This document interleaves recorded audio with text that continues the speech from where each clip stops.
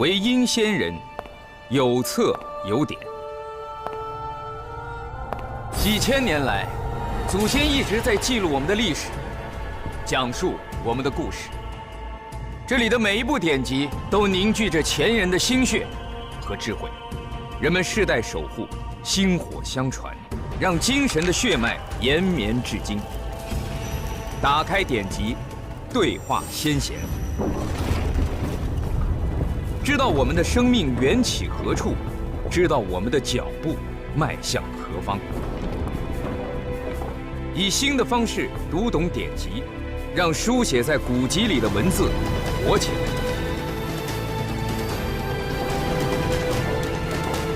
一起品读典籍里的中国。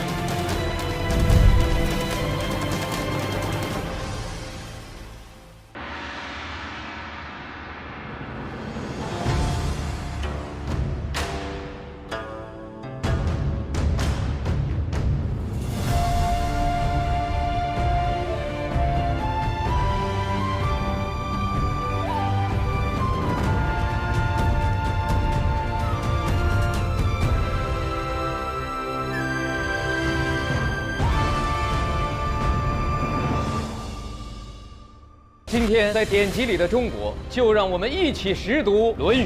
晚辈是来自2000多年之后的一个读书人，此行特来请教《论语》。为学为人为政，道路虽然曲折，但目标清晰不变。教更多的人学为君子，实现天下归人。夫子，您追求的大道传下去了。学而时习之，不亦乐乎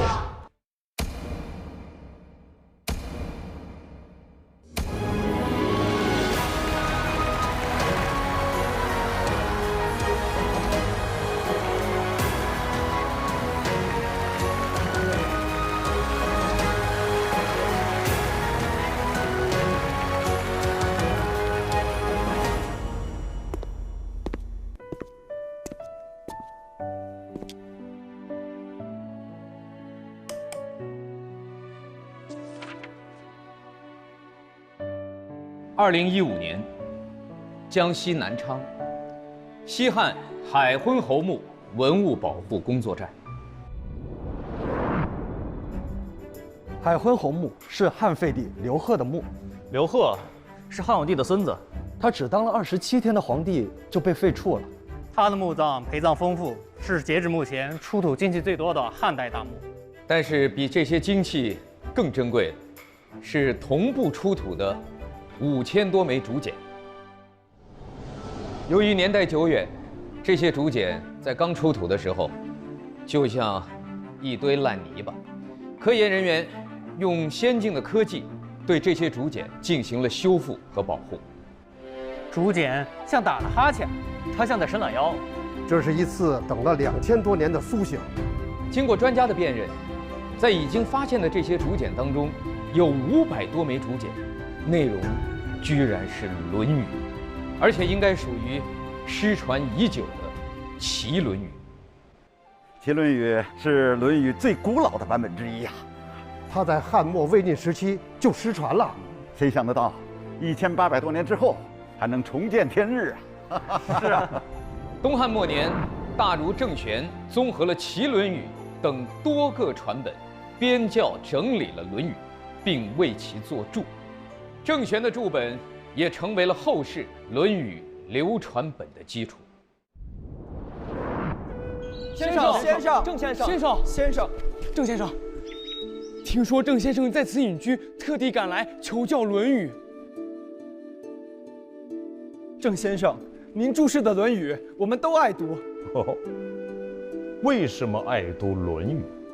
因为《论语》主要记的是先师孔子和孔门弟子的言行。这样一部重要典籍，历经秦火和战乱，传至大汉初年，出现多个传本，有齐《论语》，有鲁《论语》，还有孔壁中发现以古文字书写的古《论语》。如此多的传本，读起来非常费力。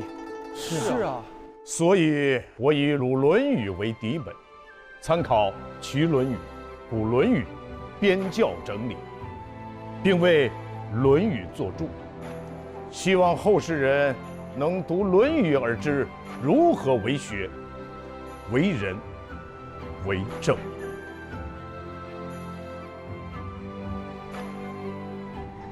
这是一份1000多年前的课堂作业，写作业的是一个叫卜天寿的少年，他是唐朝人，生活在当时西周高昌县，也就是今天的新疆吐鲁番。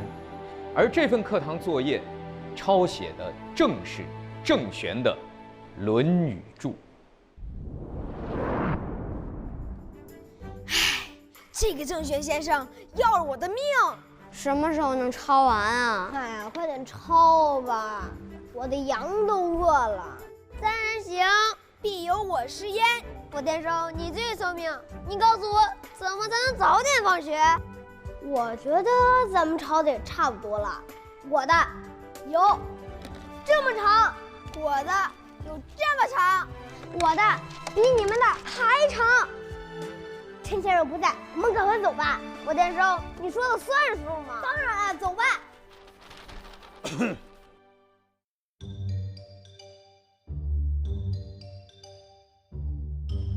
先生，卜天寿，把你作业拿过来给我看看。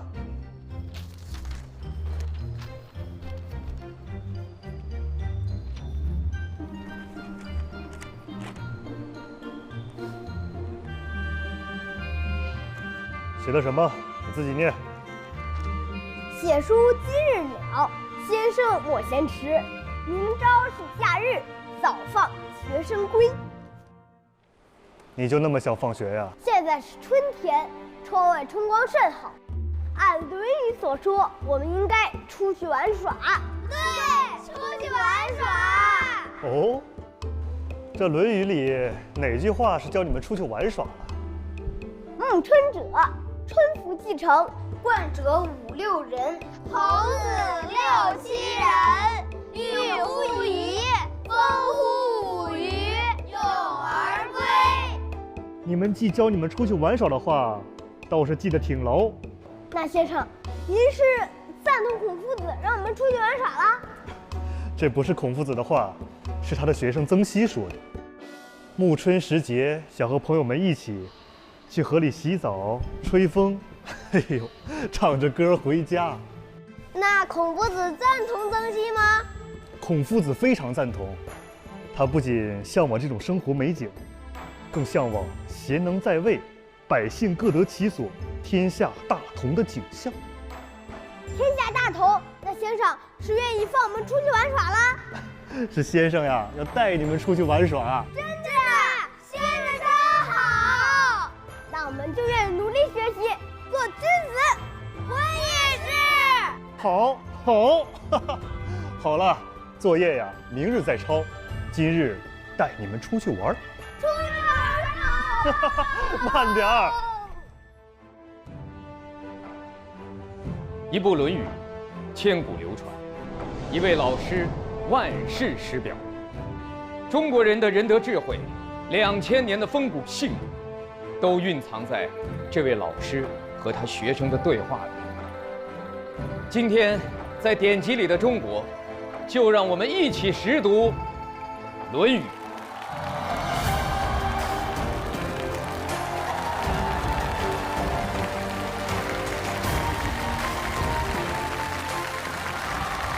打开典籍，品读中国，欢迎走进典籍里的中国。每天鲜活多一点，本节目由更多鲜活营养的光明乳业独家冠名播出。光明乳业，乐在新鲜。扫描屏幕上方二维码，下载央视频 APP， 观看典籍里的中国完整视频专享幕后精彩内容。接下来，就让我们跟随4位读书人一起走进《论语》。刚才啊，在这个开场的戏剧里面，我们看到了一个唐朝的少年卜天寿，他一定想不到他的一份课堂作业竟然能够穿越千年，让我们了解到在唐朝《论语》已经传到了新疆吐鲁番，成为孩子们的启蒙的读物。我们还看到了他写的调皮的那样的一个4句的小诗，写书今日了，先生莫嫌迟。明朝是假日，早放学生归。还有错别字，充满了穿越古今的鲜活的气息。《论语》现在成为我们生活的一部分了，我们不知不觉就会用到它。就比方说哈，鲍老师您从上海来，杨老师您从山东来，我们凑到一块儿了，哎，大家自然会想到什么呀？有朋自远方来，不亦乐乎。我们在这儿也讲孔子，但是我们肯定有知道的，有不知道的。我们是什么呢？知之为知之，不知为不知，是智也。很多人其实没有完整的读过《论语》，但是呢，我们生活之中又时时处处用到《论语》。《论语》的这个思想已经进到我们的骨子里了，进到我们的血脉里头。《论语》的作者是谁？又是谁命名了《论语》？现在呢还没有定论。相传就是孔子的弟子以及他的再传弟子们。《论语》现存20篇，接近16000字。论呢就是指编纂，语呢是指谈说，也就是跟别人在讨论啊、应答时候说的话。按班固的说法呢，《论语》就是把孔子还有他弟子所说的话记载下来，然后编纂起来的意思。在《论语》中就记载啊，孔子的弟子子张向孔子请教，孔子告诉他6个字：言忠信，行笃敬。说话要忠信，做事一定要踏实笃敬。孔子说完这话以后啊，子张觉得老师说的太绝了，于是啊，子张书诸身，就连忙记在腰间的带上。孔家于72弟子节里边啊，就记载了孔子晚年的2个弟子在讲学的过程中啊，这2个弟子啊轮流记录每孺子执笔记随父子2人叠侍左右，2人轮流来进行记载。看到这些材料以后，我们恍然大悟，哦，孔子的言论为什么这么多？孔子的弟子实际上是各有所记，这就是我们今天啊看到的《论语》这些材料的来源。曾经啊，有人问过我，《论语》到底写了些什么？《论语》这本书，它的最核心的思想就是仁。但是孔子呢很有意思，我们在《论语》里面，我们看到他的很多的弟子们问他什么是仁，孔子基本上没有下过一个本体性的定义。比如说，子贡问仁，那孔子就说：己欲立而立人，己欲达而达人。仲弓问仁，孔子说：己所不欲，勿施于人。樊迟问仁，孔子可以说给出了一个最经典的答案：爱人。《论语》告诉我们什么样的人是理想的人。这个人和仁义道德的这个人，他们的读音是相通的。人就得仁，如果一个人没有了仁德，那他就失去了一个做人的根本。所以我们看这个人，他从字的结构上讲是二人，就是讲人与人之间的一种关系，最后贯穿到整个社会的这样的一种运行的规则，这是孔子思想的一个核心所在。没错，孔子通过教书育人的方式，把人的思想传了下来，进而呢又影响了像后世孟子啊、朱熹啊等许多的儒学大家。在人的基础上呢，中国人又形成了四海之内皆兄弟，老吾老以及人之老，幼吾幼以及人之幼，这样的宽广的情怀。对的，孔子是中国古代伟大的思想家，他一生非常的坎坷。他3岁丧父，17岁丧母。他说过一句话叫“吾少也贱，故多人避世”。为了生活，他做过仓库的保管员，看管过牛羊，后来甚至他做了很大的官。但是呢，为了理想，他最后又辞官了。后来到了50多岁，离开鲁国，开始周游列国。这一周游就是14年。所以我们说孔子一生呢，他很坎坷，很不顺利，但是他一直很乐观。我们看《论语》第1篇《学而》篇，我有时在想，这前面一定有人在问孔先生，你一生也不是很顺利，很多理想都没有实现，可是你为什么一直很快乐呢？然后孔子就讲了这样的话：学而时习之，不也很快乐吗？有朋自远方来，不也很快乐吗？孔子晚年啊，他曾经总结自己的人生历程：50有5而志于学，30而立，40而不惑，50而知天命，60而耳顺，70而从心所欲，不逾矩。后来相传孔子弟子3000，他的高徒啊几乎遍布当时的各个诸侯国。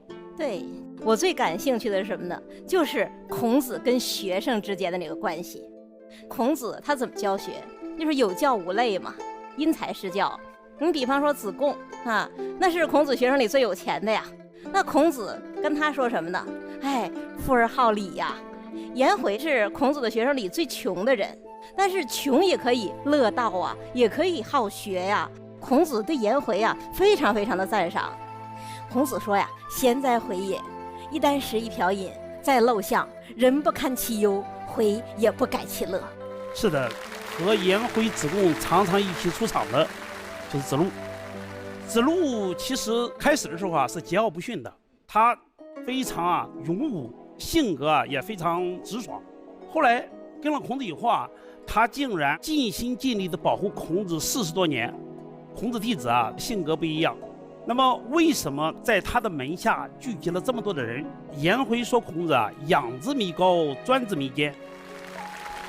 那么我们读《论语》啊，实际上我们就是在看这一批的弟子们怎么样的响应着孔子的召唤，凝聚在孔子的周围，大家一起追求这个世界的仁义。今天啊，典籍里的中国，让我们先看看点读会上主创们是如何识读《论语》的。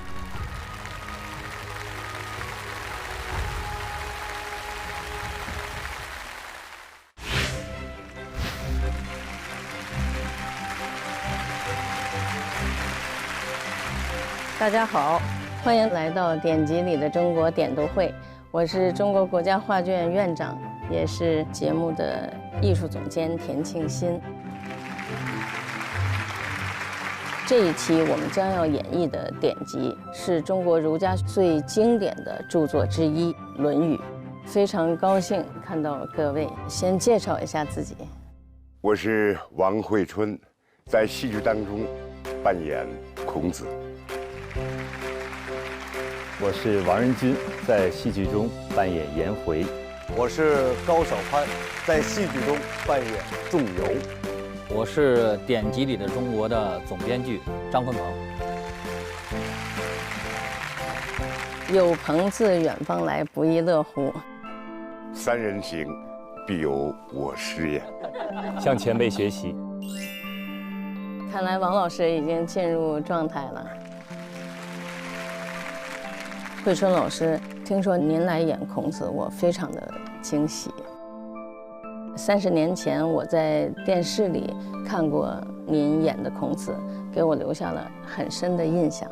这次再演孔子，您是什么感受？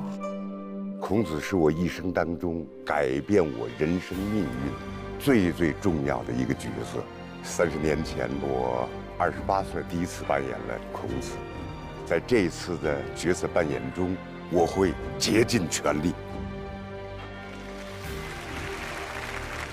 《论语》里面有这样一句话，叫“温故而知新”哈，期待您这一次的演绎。在节目的创作之初呢，节目总导演就带领我们节目创作团队，确定了以孔子和弟子之间的故事来讲述《论语》当中贯穿始终的人的思想。真好。《论语全书》的第一句话就表达了孔子对做人、做学问的要求，也是我们非常熟悉的一段话。请惠春老师为我们读一下。学而时习之，不亦乐乎？有朋自远方来，不亦乐乎？人不知而不愠，不亦君子乎？学而时习之，不亦乐乎？有朋自远方来，不亦乐乎？人不知而不愠，不亦君子乎？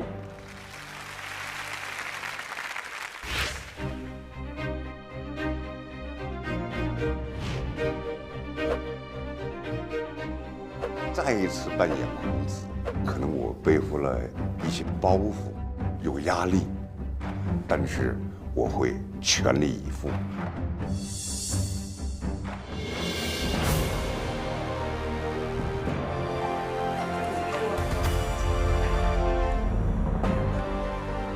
您跟孔子画像太像了，这造型太像了。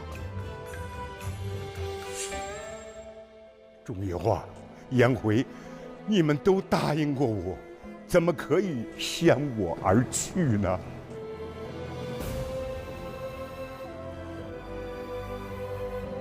颜回、董永，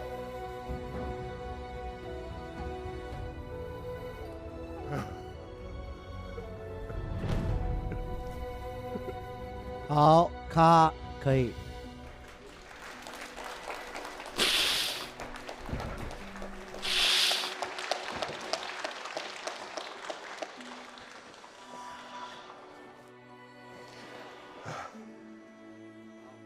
拍那场戏的时候，赵文道惜死可以，完全控制不住。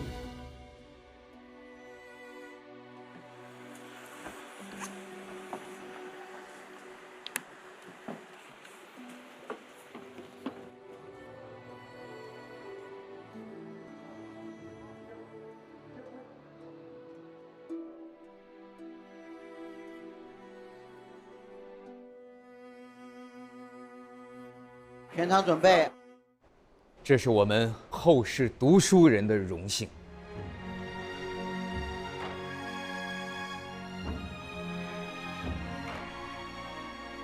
彩排的时候，我看着王慧春老师的眼睛，我的心一下就被击中了。那一刻，我仿佛真的是站在了孔子面前，真真切切地感受到孔子的智慧和情怀。当我们俩四目相对的时候，我看到小撒的眼睛是饱含着眼泪的，就不行了，太好了。学而时习之，不亦乐乎？有朋自远方来，不亦乐乎？有朋自远方来，不亦乐乎？孔子在我心目当中是指引我人生前进的一盏明灯，与我一起追慕先贤，感受夫子从心所欲不逾矩的人生境界。人不知而不愠，不亦君子乎？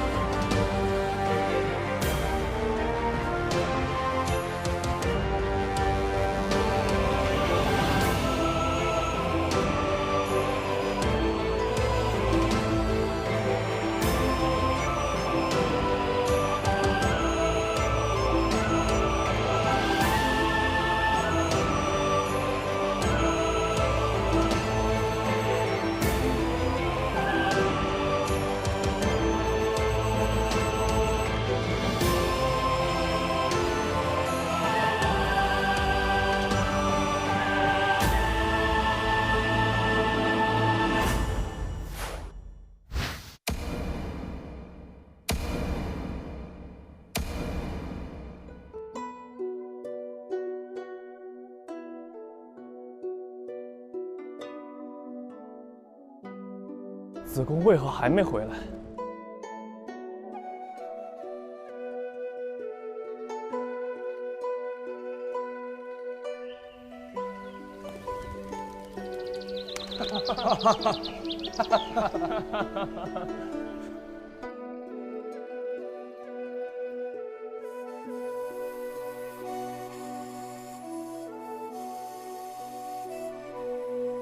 诸位先生，久等了。不急，不急。夫子已经70多岁了，听他讲学的机会越来越珍贵。我们之前约定把夫子的言行都整理记录下来，大家都带来了吗？我带了。学而时习之，不亦乐乎？我也带了。三人行，必有我师焉。择其善者而从之，其不善者而改之。敏而好学，不耻下问，这一点很难做到。我有时碍于颜面，不敢提出自己不懂的问题。这是夫子在教我们为学之道。己所不欲，勿施于人，这一点也很难做到。君子和而不同，小人同而不和。不学礼，无以立。这个有道理。不懂礼之人，便无以立身于世，无以立身为人。这是夫子在教我们为人之道。正者正也，子帅以正，孰敢不正？这是夫子在告诉为官从政者，正人的关键在于先正己。其身正，不令而行；其身不正，虽令不从。这是夫子在教我们为政之道。为学为人为政，正是夫子传授之道。子贡，你可算是赶回来了。回来了，旅途辛苦，快坐。好，快坐。祖父说等先生回来，他即登台讲学。我几次梦中梦见夫子，我很想念他。我们作为夫子的弟子，都该珍惜夫子讲学的机会。祖父也想先生们，所以召集大家讲学。所以我不远千里赶回。我们也是。先生，门外有个穿着奇特的人求见。哦，诸位同门，我先去见客。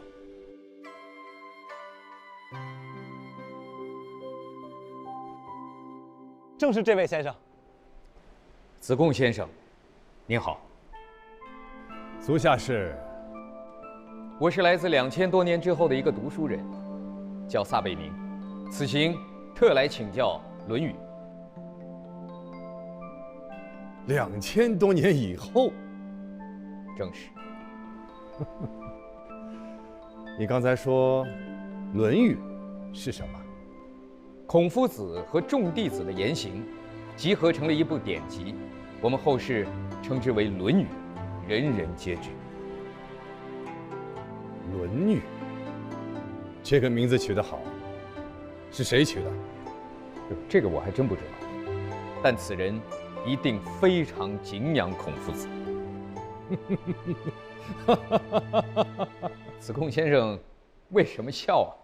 我们刚想汇集整理夫子的教诲，你就说读到了，而且还是从2000多年以后来的，你说我该不该笑啊？理解理解。这样吧，恕在下冒昧，请问孔夫子是否曾对您说过？ 工欲善其事，必先利其器。是的，要做好一件事，事前的准备很重要。再请问，您是否曾形容夫子温、良、恭、俭、让？这是夫子在我心中的形象。你刚才说的这些话，从何而来？ 这都是我从《论语》里读到的。《论语》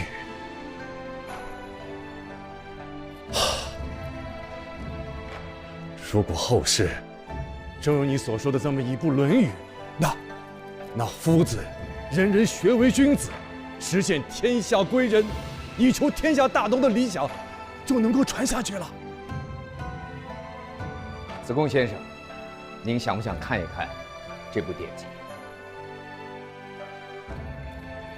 想，请。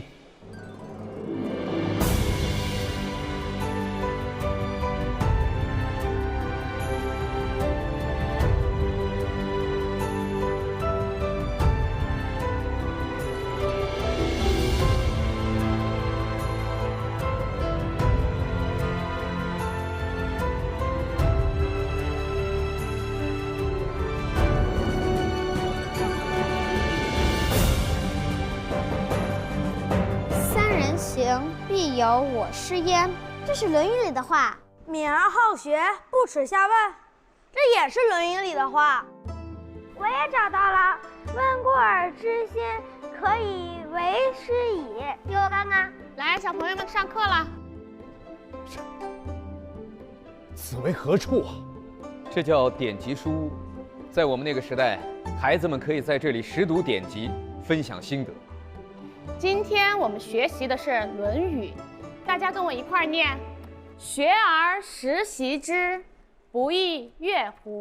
学而时习之，不亦说乎？有朋自远方来，不亦乐乎？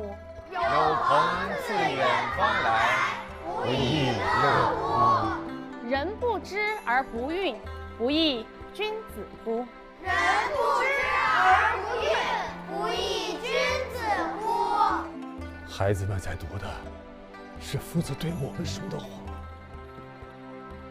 你们还知道《论语》里有哪些是关于学习的句子呀？谁知道？知之为知之，不知为不知，是知也。这是夫子对子路兄说的话。正是。还有呢？三人行，必有我师焉。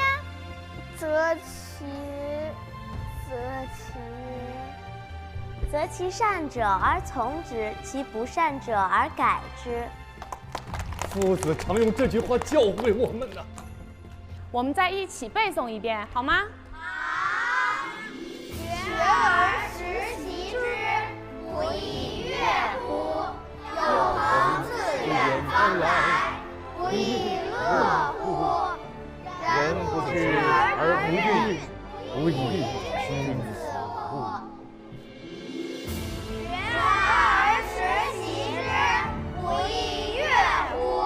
有朋自远方来，不亦乐乎？人不知而不愠，不亦君子乎？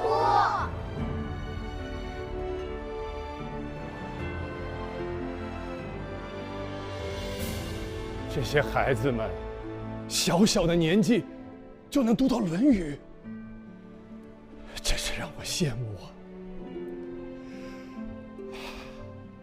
撒君，谢谢你，让我看到这一切。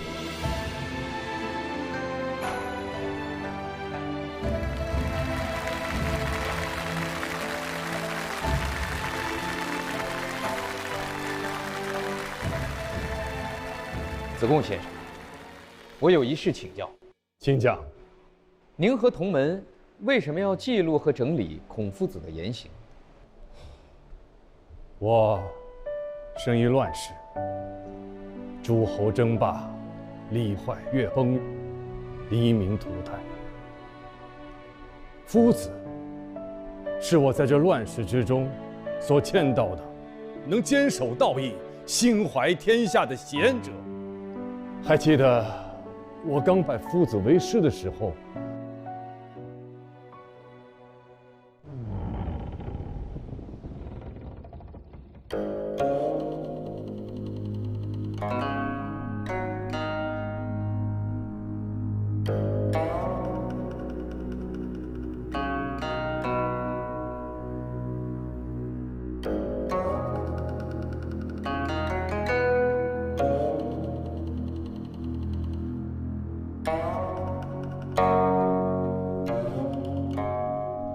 为人端木赐，字子贡，仰慕夫子之名，前来拜见。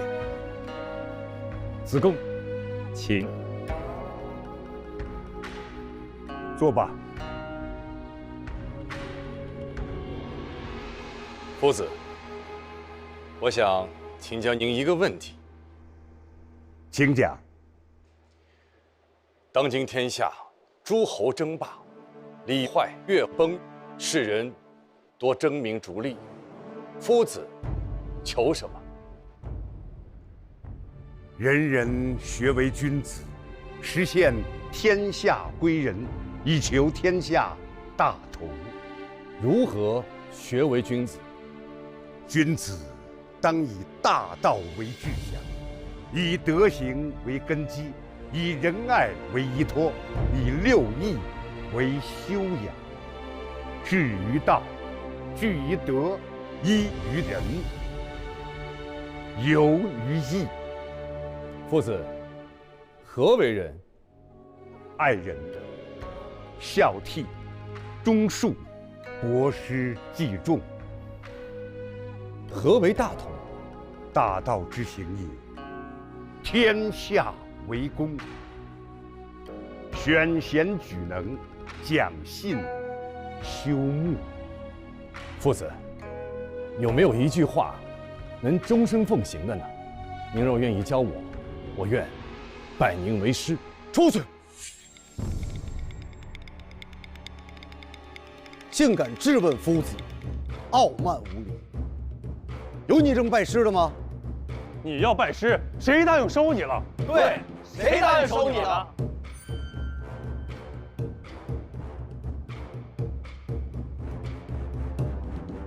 这是你们的待客之道，还是夫子的待客之道啊？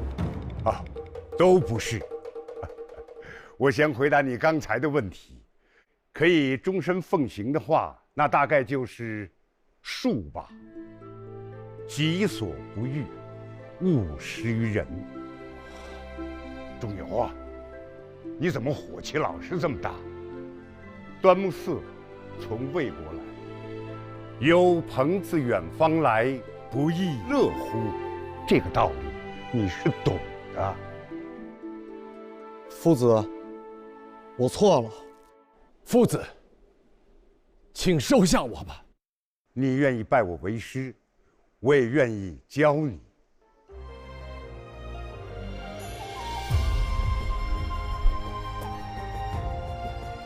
弟子拜见夫子。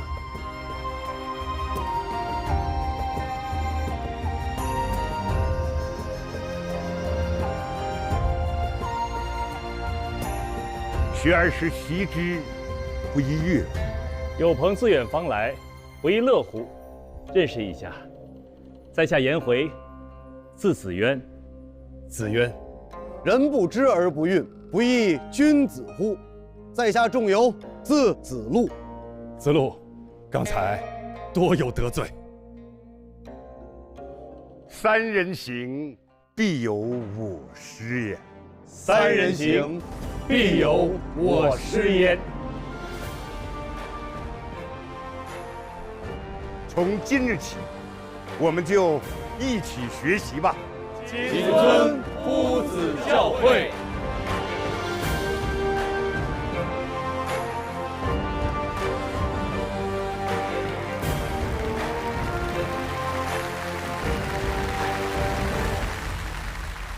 为了实现理想，夫子在鲁国先后出任了中都宰、小司空、大司寇，推行仁政德治，挥三都，削三桓。这段历史我们知道，鲁国三桓指的是把控鲁国政局的3个贵族。夫子拆除了他们的私义，恢复礼制，黎民受益呀。夫子在鲁国推行的这一系列改革，增强了鲁国的实力，但是却触动了三桓的利益。夫子被三桓排挤，无法继续推行他的仁政德治，于是他选择了一条漫长而又艰难的道路。您说的是周游列国？对，那一年夫子55岁。55岁，依然带着理想出发，而我们选择了坚定地追随夫子。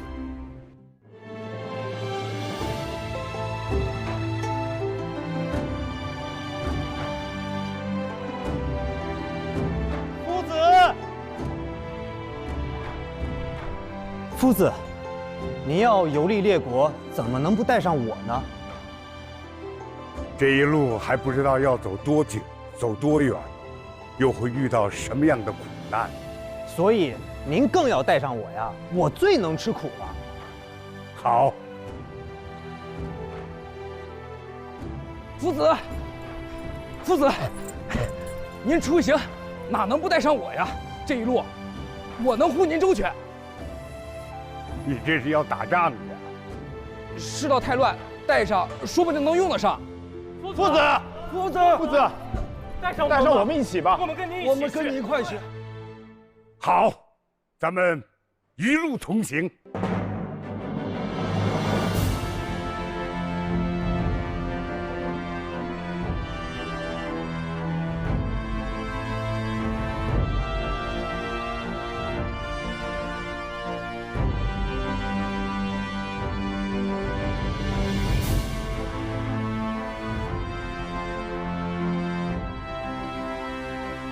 孔夫子，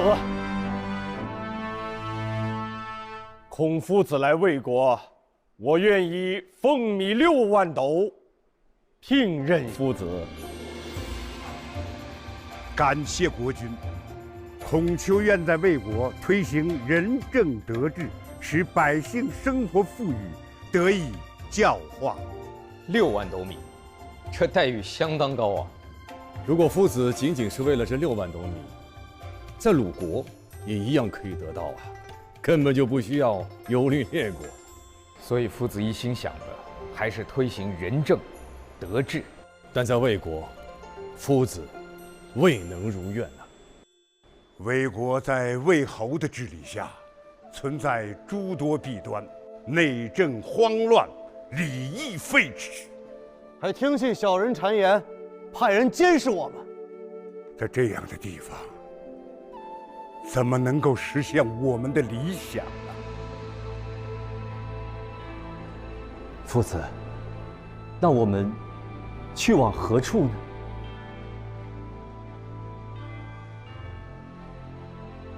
去陈国见陈侯。保护夫子，保护夫子！杀他！杀！杀他！杀他！杀！杀了他们！杀了他们！杀了他们！杀了他们！杀了他们！杀了他们！谁敢动？谁敢上前，我必杀之！你们是鲁国的人吗？是的，杨虎就是鲁国人，个子高，他也个子高，就是他。杨虎杀了我们匡地的百姓。杀了他！谁是杨虎？这是鲁国的孔夫子。你们认错人了。怎么认错人了？杀！匡地的战斗和对峙持续了5天。一个年近60的老人，随时可能被人当成恶人误杀，生死悬于一线。战斗惊动了守城的官吏，证明了夫子的身份，我们才得以脱险。不知您是鲁国的孔夫子，竟以为是恶人。给夫子赔礼！给夫子赔礼！匡地被困是被误认为恶人，可后来我们遇到了真正的恶人。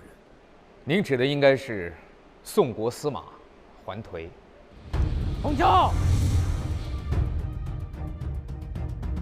桓颓，夫子带我们在这里洗礼，一砍树，差点伤着夫子。我就想砸死他！你志勇，孔丘诽谤于我，求我早死。桓颓呀，你为了修自己的石棺，3年当中，你害苦了多少人？我就要告诉你，这是天意。孔丘，你60岁了，连家都回不了，整天流浪在路上，这才是天意。你什么你？你还讲学？讲到哪里，我手就砍到哪里，打死你！砸死你！哼！这个桓奎不仅派人砍了树木，还欲派兵加害夫子，所以夫子只有离开宋国，前往郑国。可在途中，我们却遭遇到了乱兵，夫子和大家走散了。保护夫子！夫子！夫子！夫子！夫子！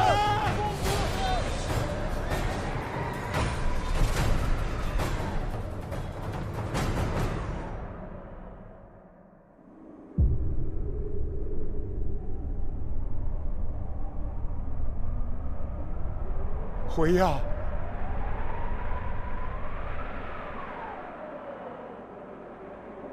仲由，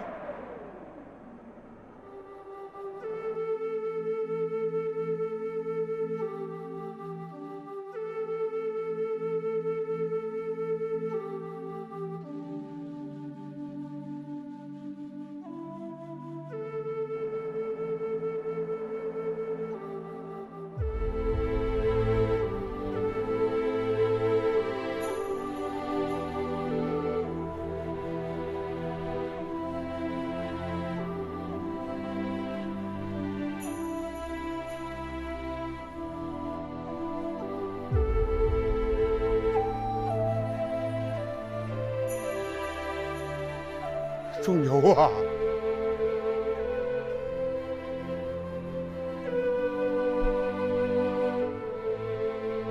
夫子，夫子，仲由，夫子，哎呦，我总算找到您了，仲由啊！夫子，快来！夫子在这儿！夫子，哎呦，慢点，慢点！夫子，可算找到您了。辉呀，我以为再也见不到你们了。你们是怎么找到我的？刚才有个人告诉我，东门有个人，他的额头像唐尧，脖子像高尧，肩膀像子产，腰以下比羽短了3寸，一副狼狈不堪的样子，真像一条丧家狗。弟子一想，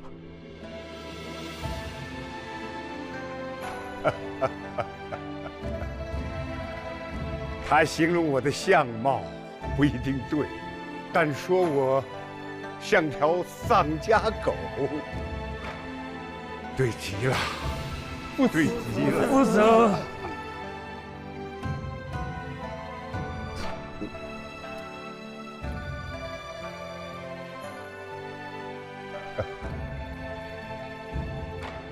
多好笑啊！啊，你们怎么还难过起来了？夫子，让您受苦了。夫子受苦了。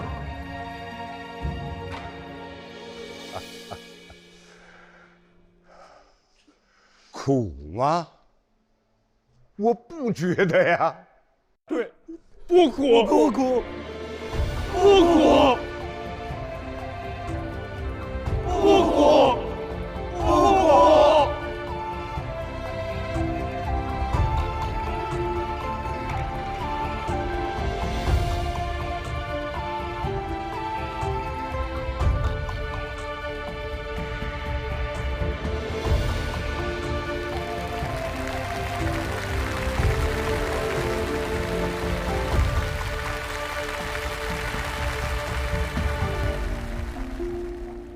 夫子周游列国，历经10几年，遭受诸多磨难。最难的一次，是在陈蔡之地受困，我受命于危难，前往楚国求援。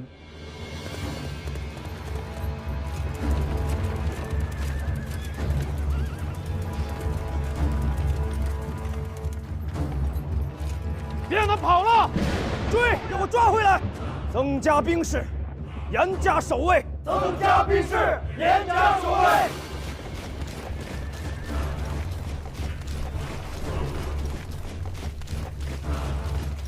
列阵！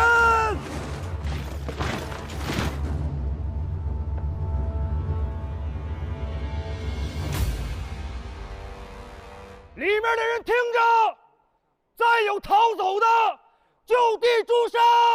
杀！更换防卫！杀！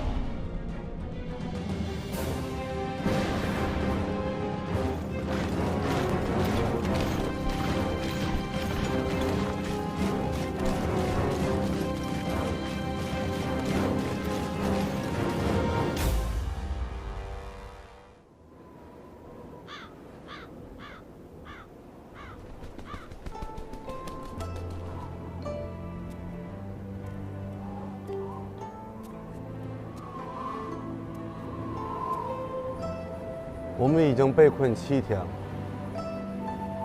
就剩这一碗薄粥。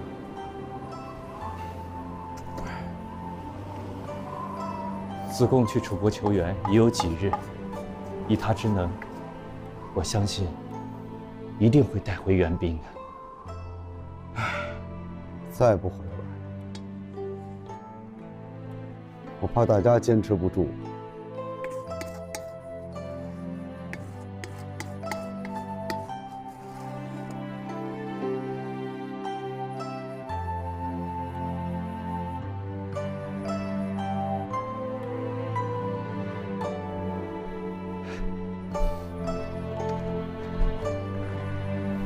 夫子，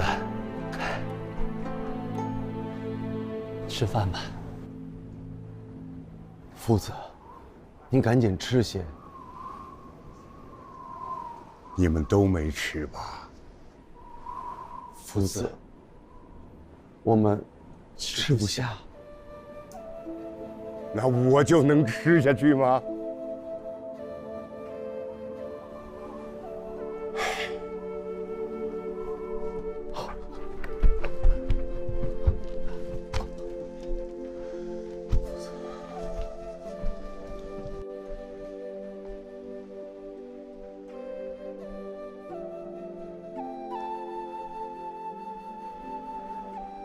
冉庚啊，你把它吃下去。夫子，我真的不饿。云孙，哎，夫子，你把它吃下去。夫子，我也不饿，您吃吧。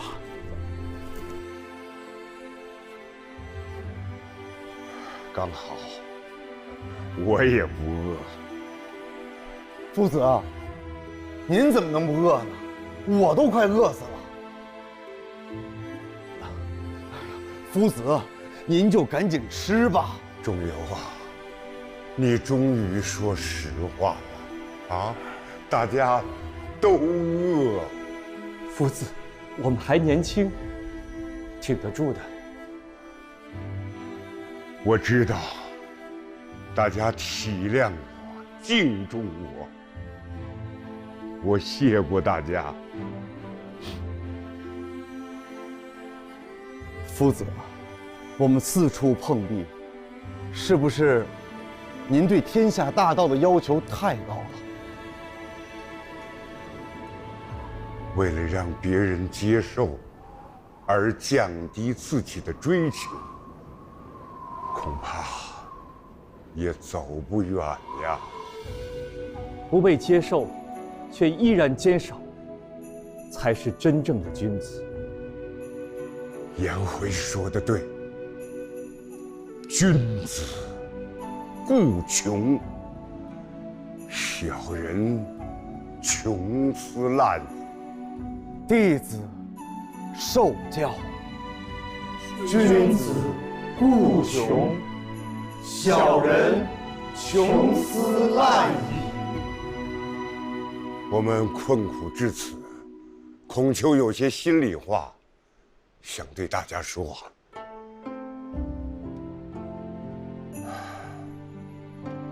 孔丘自幼失去了父亲，母亲在艰苦困难当中把我培养长大。我孩童时喜欢演习礼仪。15岁那年，我立志做学问，求师问道，修习6艺。30而立，确立为人处世之道，不仅自己要学为君子，而且要仁爱世人，教人做君子。孔丘开设私学，收下第一批弟子。4十不惑，对追寻天下大道的人生信念，不再有任何的怀疑。年届50，知晓天命，更加明白自己应尽的责任，不顾惜身家性命，冒险挥3都，削3环。55岁，与诸君游历列国，推行大道，历经磨难。60岁受人嘲笑，被人称作累累若丧家之狗。但我早已耳顺，好话坏话听在耳中，可内心十分平静。如今道路虽然坎坷曲折，但目标清晰不变，尚能做到从心所欲，不逾矩。孔丘此生除了心中的夙愿，一无所有。此刻，野州剩下这一碗薄粥。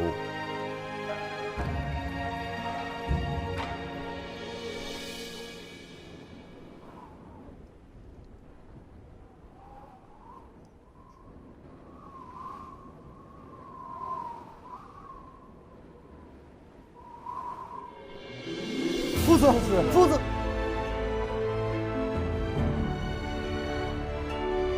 拿水，拿碗来。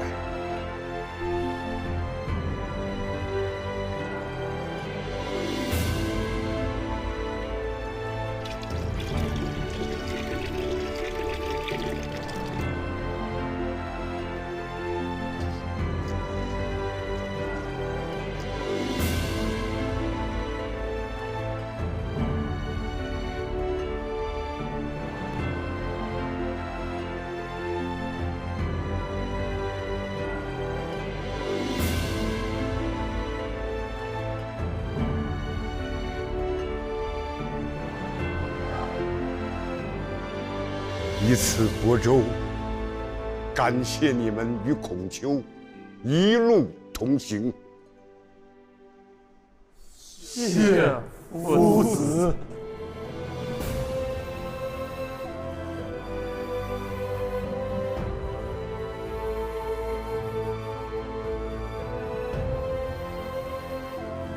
此粥味道甚美啊！追寻大道，虽苦犹甜。对，追寻大道，虽苦犹甜。我当时在楚国求援，没能赶上这一碗薄粥，我好想尝一尝。追寻大道的苦，患难真情的甜，都在这一碗薄粥里了。让开！让开！让开！让开！孔丘，我们将军来见你。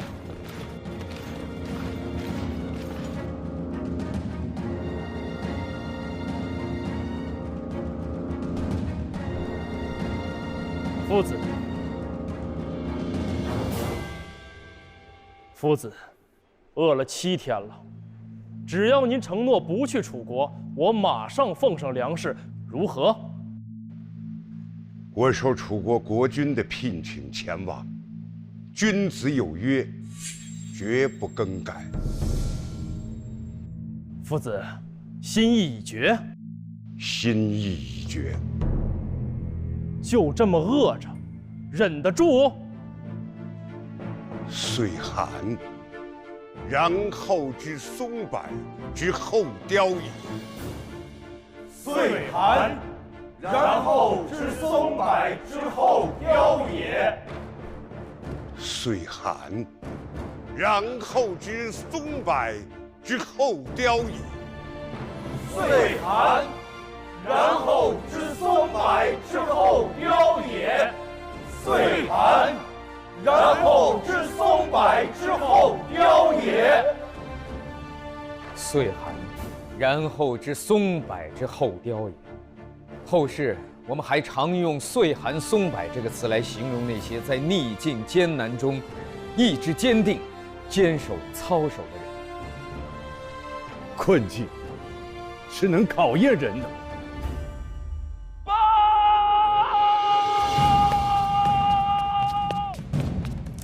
何事？有楚国兵马奔驰而来，片刻即到。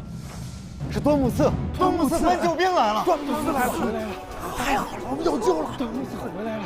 多少人？兵士近1000人，兵车10余乘。将军，咱们人太少，撤吧。撤！太好了，太好，咱们有救了，夫子。端木寺做得好啊！夫子，咱们可以去楚国了。您盼望天下大道有希望。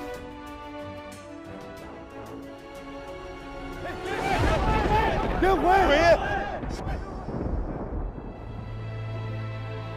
在众位师兄弟中，子渊是学问最好的，但身体也是最差的。天回，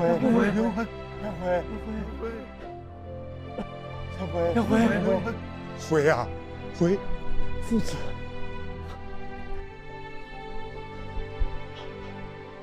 夫子，我还要跟着您去楚国的。对，我们一起去楚国，实现我们的理想。来。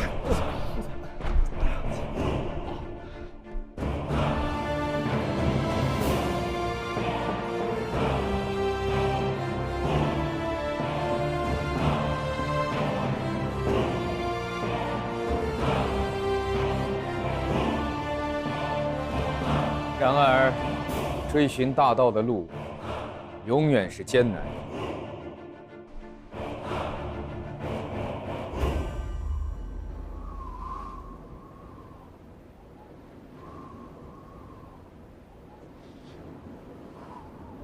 孔夫子，我们楚国国君轰了，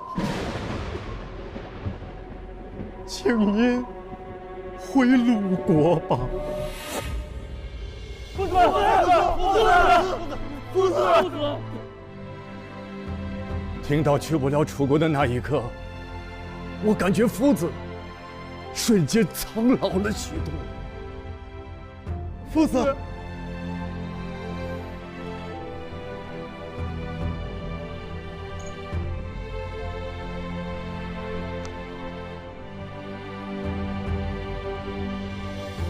我老了，咱们回家吧。夫子，我们的理想难道要放弃吗？绝不会放弃。回了家，我们可以整理典籍，教更多的人学为君子，实现天下归人。夫子说的对，我们整理典籍，教更多的人学为君子，以求天下归人。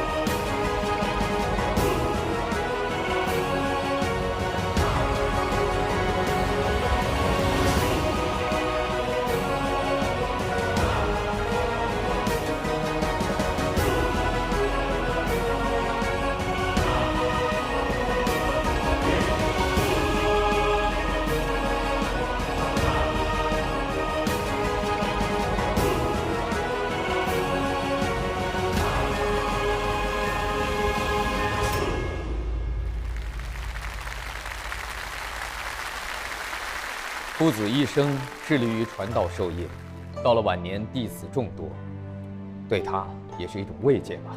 有慰藉，也有悲痛。夫子失去了他最爱的2位弟子，子渊兄和子路兄。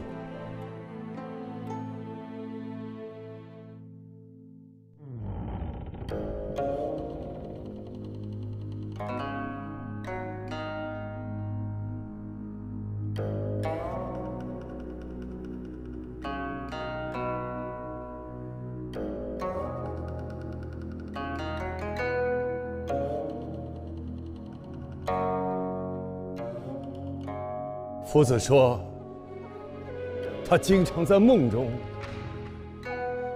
见到颜回和仲由。夫子，夫子，颜回，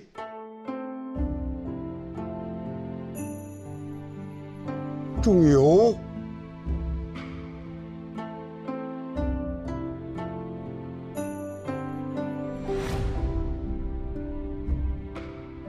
你们回来了！来来来，快坐，我给你们留着位置呢。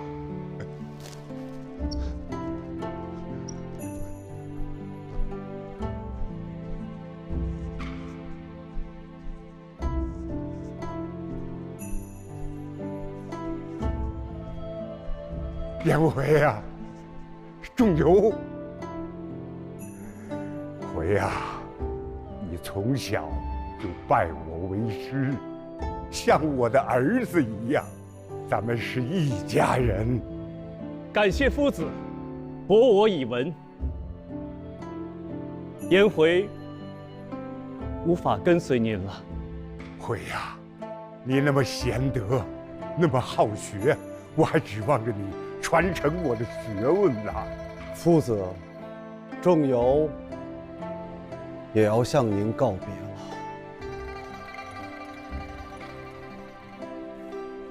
仲由，你是我弟子当中最勇敢、最正直的人，你一直是我的依靠啊。是夫子教我从莽夫变成君子，感谢夫子约我以礼。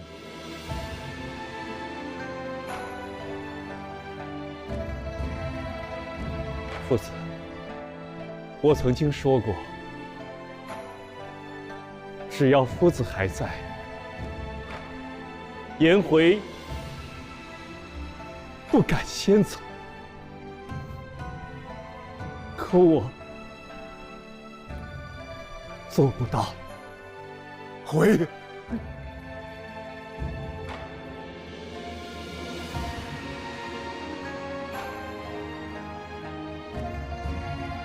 夫子，您曾说过，不能实现理想，就会乘幕服飘到海上去，会带着仲由一起去。夫子，仲由陪不了您了。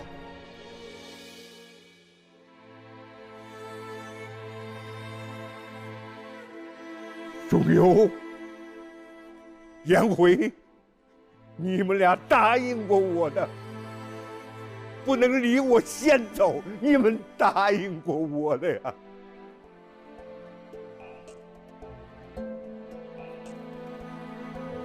夫子，保重。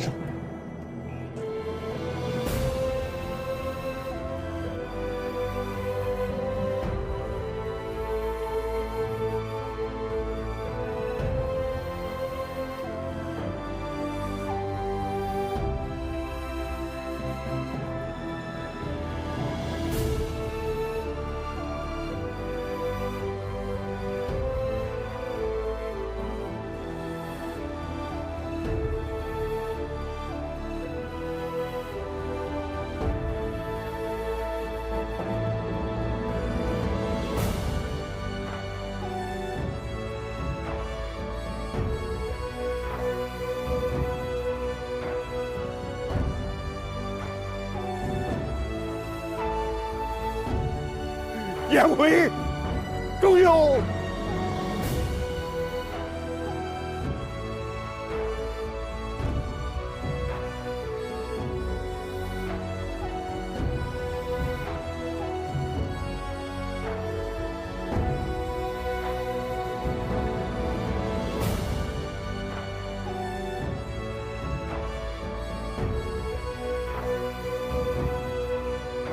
回呀，仲由。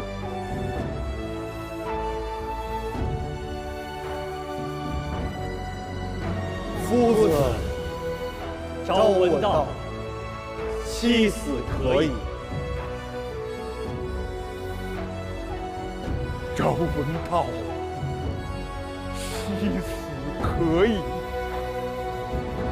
朝闻道，夕死可矣。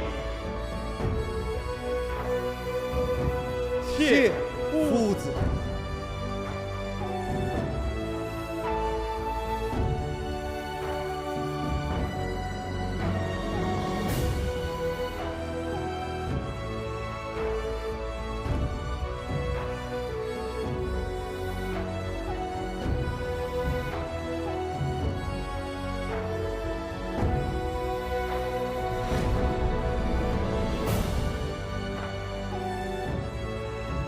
颜回，重用。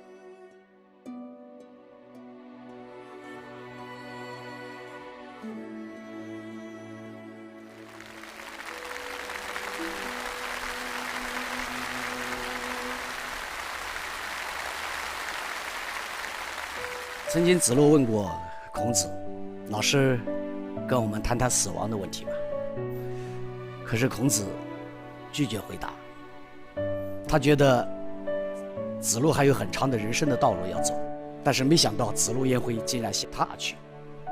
是这样，颜回从10多岁就跟着他，而且学问最好，人品又最好。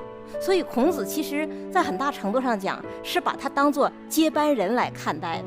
但是这个时候颜回不在了，天丧雨，天丧雨啊！子路也是啊，他那么正直，那么勇敢，子路是死在一场动荡的战乱之中了。敌人拿出剑来了，他已经无路可走了。这时候他把剑放下了，他说：“我要戴上帽子。”为什么要戴上帽子呢？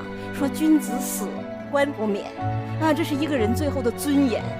是孔子教给他的，所以最后在剧里说夫子博我以文，约我以礼，然后才是朝闻道，夕死可矣。孔子经历了太多太多的磨难，但是这样的精神传下来了，朝闻道，夕死可矣这样的一种信仰传下来了。好，让我们继续往下面看。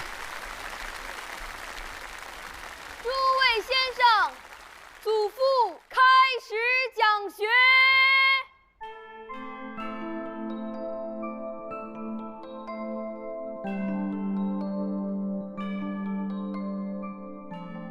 撒君，夫子讲学，你可愿随我一同前往啊？真的，能听夫子讲学，这可是后世读书人梦寐以求的事情。谢子贡先生。请。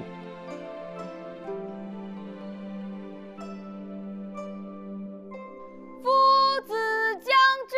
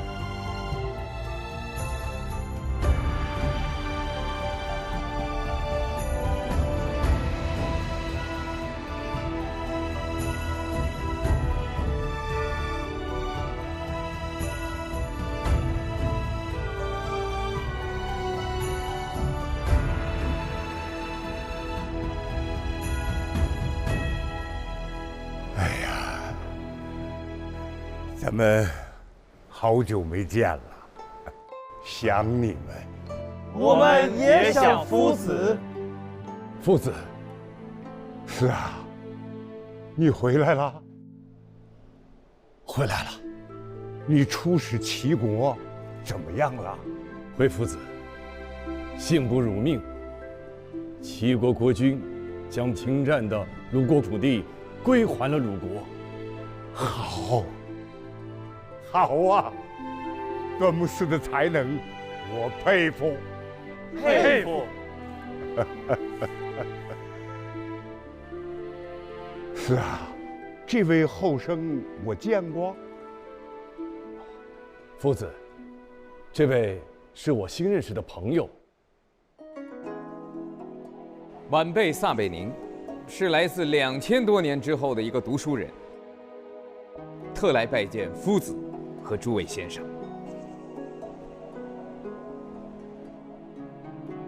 2000多年以后，是的，那是什么光景啊？那是一个人人可以读书的时代。人人可以。禀夫子，此事非虚，弟子亲眼所见呐。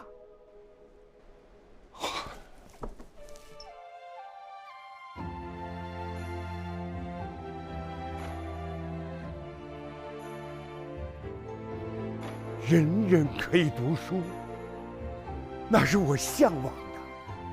你们读什么书啊？我在读《论语》。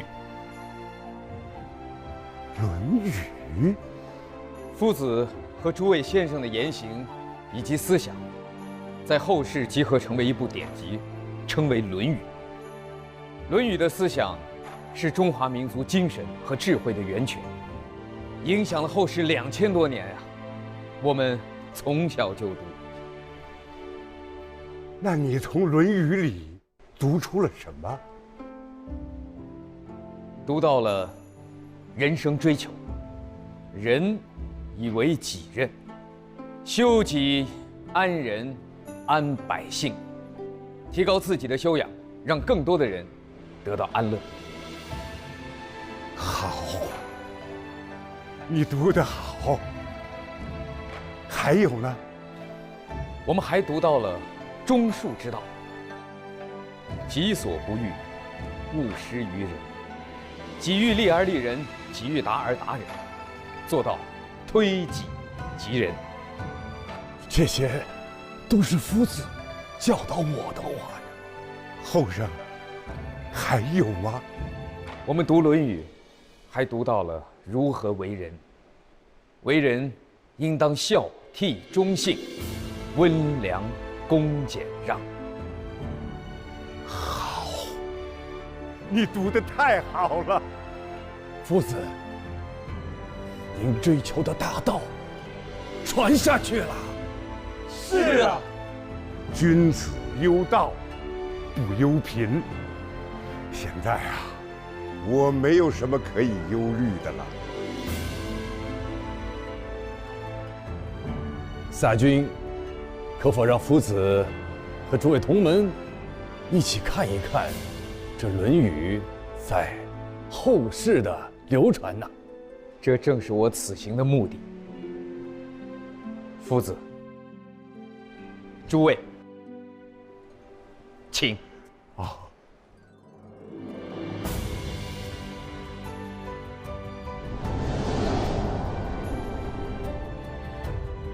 夫子及诸位的思想学说，在后世被称为儒学，影响深远。民为贵，社稷次之，君为轻。民贵君轻，说得好啊！此为何人？此人名叫孟轲，后世尊他为孟子。他传承儒学，并将其发扬光大。生亦我所欲也，义亦我所欲也，二者不可得兼，舍生而取义者也。我说过，杀身成仁。他说舍生而取义，好啊！《论语》注要在世上长久流传，解释其意，应与时偕行，不强作结论，留给后世解读评说。此人是谁？何为《论语》注？此人名叫郑玄，是在您600多年之后的汉朝儒生，他为《论语》的内容做了注解，方便世人的学习。与时偕行，做学问应该是这样。我以民为本，社稷亦为民而立。国家以黎民为根本，也是为黎民而设立。说得好啊！他是谁？这是在您1600多年之后的儒学重要传承人，生于南宋，叫朱熹。他用了将近40年时间为儒家经典作注，其中就有《论语集注》。天不生仲尼，万古如长夜。朱熹对夫子极为仰慕。过誉，过誉。在后世读《论语》的人，还不仅仅是华夏子孙。您看这位，我在东方著作中找到一位智者，他在2000多年前便教导人们如何幸福的生活。他是谁？什么人？此人名叫伏尔泰，是在您2000多年之后，法国的一个著名的启蒙思想家。《论语》的思想启发了伏尔泰。《论语》中的己所不欲，不是有人应该成为所有人的座右铭。己所不欲，勿施于人。这个思想在18世纪末，还曾被写进法国的人权宣言。但是《论语》在世界范围内的传播远不止于此。《论语》的思想传到了朝鲜、韩国、日本、越南、俄罗斯、美国、英国、德国等很多的国家。据不完全统计，到目前为止，《论语》在全世界有40多种语言的译本。在2019年，法国把他们在1688年出版的首部《论语》导读的法文版原著，作为国礼送给了中国。您和您的学生当年周游列国，现在《论语》带着中国古代的思想和智慧，周游世界了。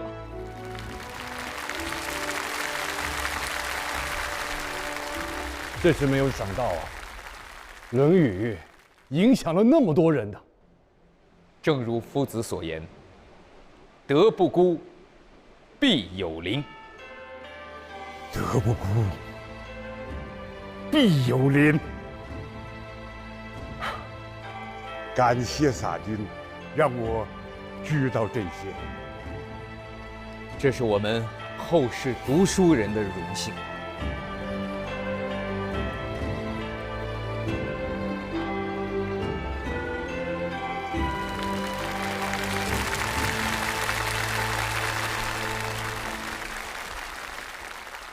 颜回啊，仲由，你们要是在，该多好啊！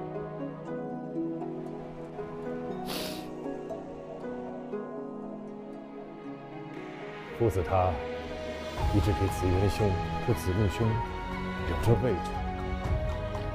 我经常在想，如果我们可以回到刚刚拜夫子为师的时候，回到年轻的时候，那该多好啊！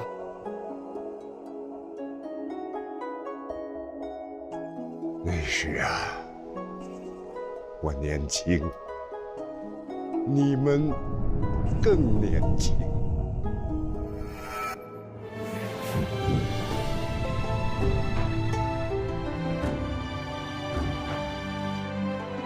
弟子拜见夫子。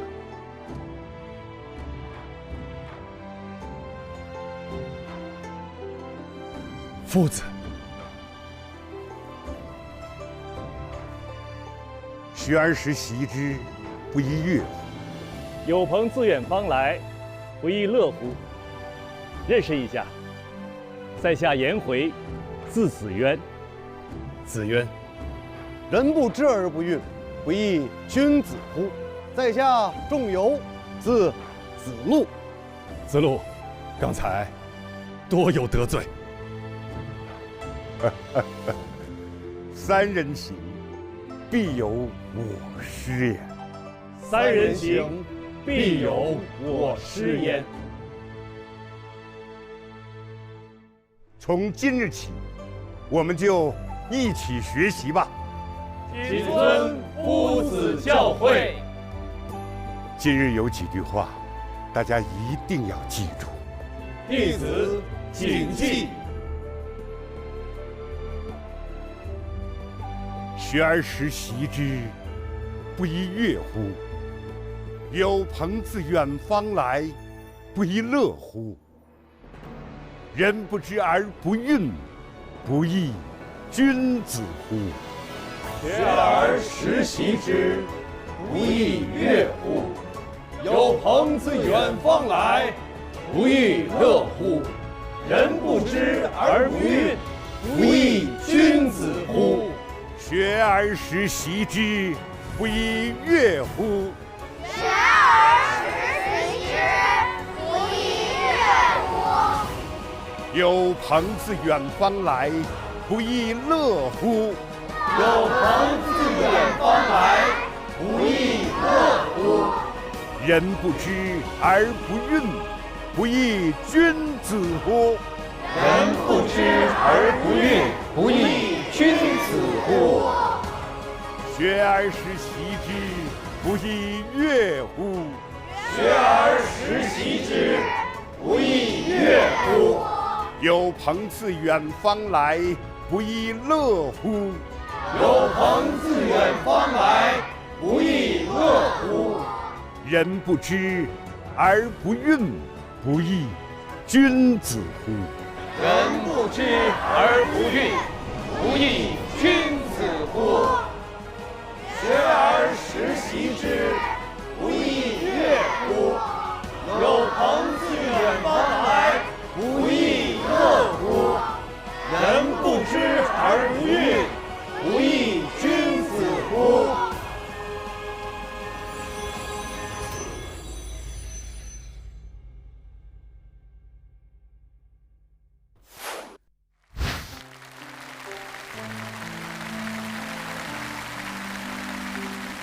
刚才这个剧我看得很感动，孔子讲了一句话：“我曾经年轻过。”在这个戏剧的结尾呢，孔子和弟子们回到了他们年轻的那个时候。孔子的声音穿越了2000多年，学而时习之，不亦说乎？我们一代一代的在读《论语》，就是在跟着孔子学习。这样的学习，不亦说乎？诸寺之间，杏坛之上，讲习不错，弦歌不错。我觉得这个呀，是咱们中国文化史上最动人的一幕了。这让我想起朱熹的那首《春日》来：胜日寻芳泗水滨，无边光景一时新。等闲识得东风面，万紫千红总是春。我们看到的、学到的，还要传下去的一切，就是万紫千红总是春。《论语》是孔子思想的反映。孔子谈到的仁者爱人的思想，他实际上谈人之所以为人。我们今天读《论语》啊，实际上就是如何做人，实现自己的人生价值，如何能够为社会做更多的贡献。没错，孔子所开创的儒学，承载了中华民族的文化血脉，对东亚各国也产生了广泛而深刻的影响，对18世纪欧洲启蒙运动也有过思想贡献。儒学提倡的仁者爱人、以德立人、天下为公、大同世界的思想，还有求同存异、和而不同、和谐相处的思想，这些思想都早已走向世界，成为了人类文明的重要的组成部分，在未来也必将会发挥更大的作用。一部《论语》的流转传播史，也是儒家思想不断的回应时代、自我探索、自我革新的过程。以《论语》为代表的中华文明的精华仍然在历史的时空中凝望着我们，就让我们从中汲取心灵的力量，获得生命的智慧。我为今用，推陈出新，为往圣继绝学，为万世开太平。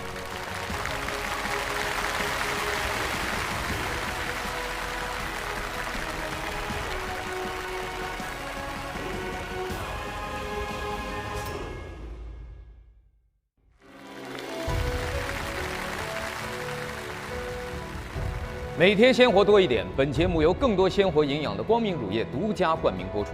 光明乳业，乐在新鲜。扫描屏幕上方二维码，下载央视频 APP， 观看点击里的中国完整视频，专享幕后精彩内容。